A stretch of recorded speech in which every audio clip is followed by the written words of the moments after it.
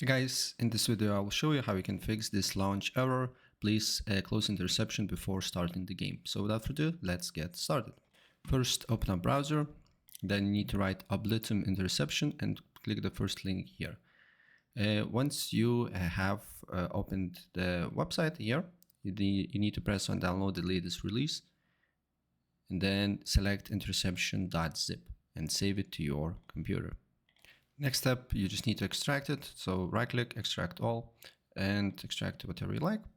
Then press, once you open that particular folder that you extracted, press on interception here, command line installer, and then just press on the blank space here and copy the path.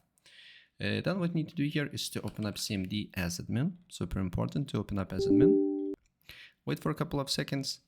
Then you just need to write cd space and paste that particular basically path. Then you just need to wait.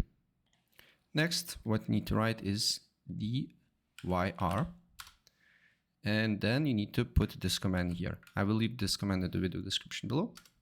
And then you just need to wait, right? And after that, restart your computer, run the game, and your issue should be solved.